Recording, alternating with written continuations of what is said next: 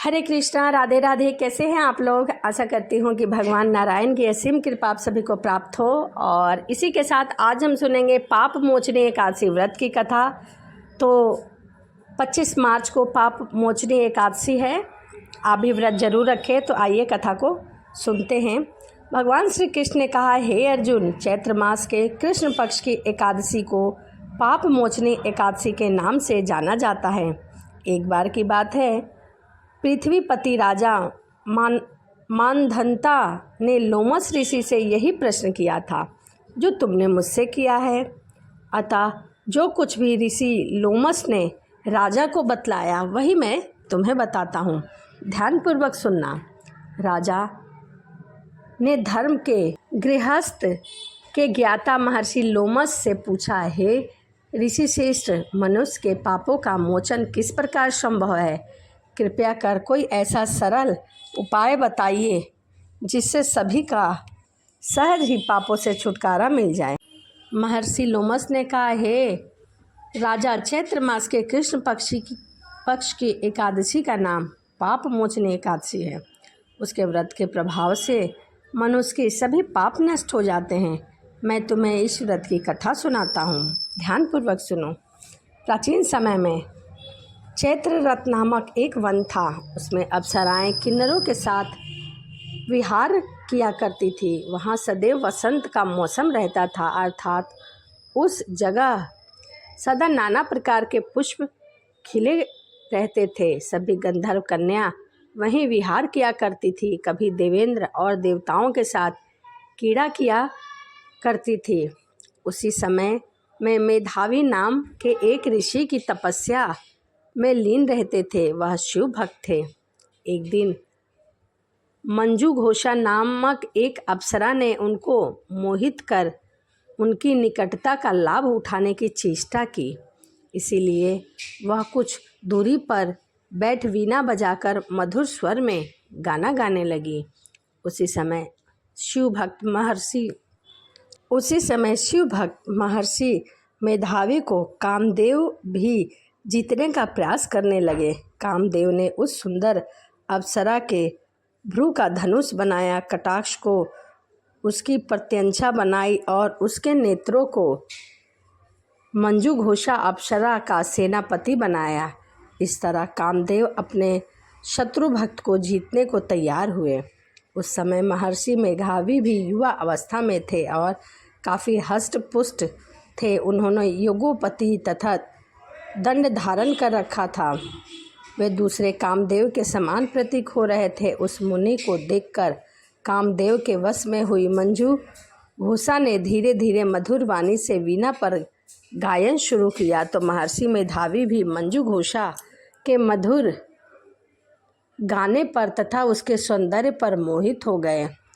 वह अप्सरा मेधावी मुनि को कामदेव से पीड़ित जानकर उनसे आलिंगन करने लगी। महर्षि मेधावी उसके सौंदर्य पर मोहित होकर शिव रहस्य को भूल गए और काम के वंशीभूत होकर उसके साथ रमन करने लगे।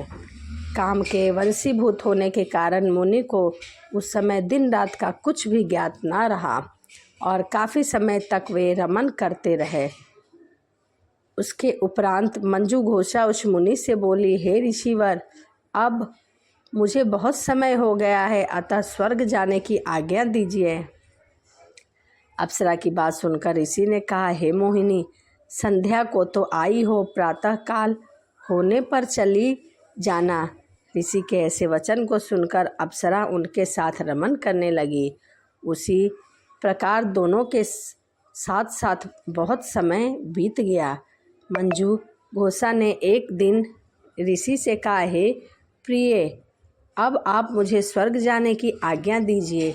ऋषि ने इस बार भी वही कहा, हे रूपसी, अभी ज़्यादा समय व्यतीत नहीं हुआ है, कुछ समय और ठहरो। मुनि की बात सुनकर अप्सरा ने कहा, हे ऋषिवर, आपकी रात तो बहुत लंबी है। आप स्वयं ही सोचिए कि मुझे आपके पास आए कितने समय हो गए हैं। अब और ज़्यादा समय तक ठहरना क्या उचित है? अप्सरा की बात सुनकर मुनि को समय का बोध हुआ और गंभीरतापूर्वक विचार करने लगे। जब उन्होंने समय का ज्ञात हुआ कि उन्हें रमन करते हुए 97 वर्ष यानी कि 57 वर्ष व्यतीत हो गए हैं, तो उस अप्सरा को वह काल का रूप समझने लगे। इतना ज़्यादा समय भोग विलास में व्यर्थ चला जाने पर उन्हें बहुत क्रोध आया और वह भयंकर क्रोध में जलते हुए उस तपनाश करने वाली अप्सरा की तरफ भृगटी तानकर देखने लगे। क्रोध से उनके अधर कांपने लगे और इंद्रियां भी बेकाबू हो गई। क्रोध से थर्राते हुए स्वर में मुनि ने उस अप्सरा से कहा, मेरे तप को नष्ट करने वाली दुष्ट, तू महापापनी और बहुत ही दुराचारणी है। तुझ पर धिक्कार है। अब तू मेरे श्राप से पिशाचिनी बन जा। मुनि के क्रोध युक्त श्राप से वह अप्सरा पिशाचिनी बन गई। यह देखकर व्यथित होकर बोली, हे ऋषिवर, अब मुझ पर क्रोध त्याग कर प्रसन्न होइए और कृपया करके बताइए कि श्राप का निवारण किस प्रकार होगा। विद्वानों ने कहा है, साधुओं की संगत अच्छा फल देने वाली होती है और आपके साथ तो मेरे बहुत वर्ष व्यतीत हुए हैं। अब आप मुझ पर प्रसन्न हो जाइए, अन्यथा लोग कहेंगे कि एक पुण्य आत्मा के साथ रहने पर भी मंजू घोषा को पिशाचिनी बनना पड़ा। मंजू घोषा की बात सुनकर ऋषि को अपने क्रोध पर अत्यंत ग्लानि हुई। इसी के साथ अब कीर्ति का भी भय हुआ। अतः पिशाचिनी बनी मंजू घोषा से मुनि ने कहा, तूने मेरा बड़ा बुरा किया है, किंतु फिर भी मैं तुझे इस श्राप से मुक्ति का उपाय बताता हूँ। चैत्र मास के कृष्ण पक्ष की जो एकादशी है उसका नाम पाप मोचनी एकादशी है। उस एकादशी का उपवास करने से तेरे सभी पाप नष्ट हो जाएंगे। तेरी पिशाचिनी की देह से भी तुझे मुक्ति मिल जाएगा। ऐसा कहकर मुनि ने उसको व्रत का सब विधान समझा दिया। फिर अपने पापों का प्रायश्चित करने के लिए वह अपने पिता के घर गई। वह अपने पुत्र मेघावी को देखकर कहा, हे पुत्र, ऐसा क्या किया है तूने कि तेरे सभी तप नष्ट हो गए हैं, जिससे तुम्हारा समस्त तेज मलिन हो गया है।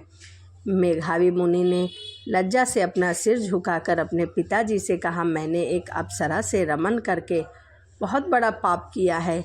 इसी पाप के कारण संभवत मेरा सारा तेज और मेरा तप नष्ट हो गया है। कृपया करके आप इस पाप से छूटने का मुझे उपाय बतलाइए।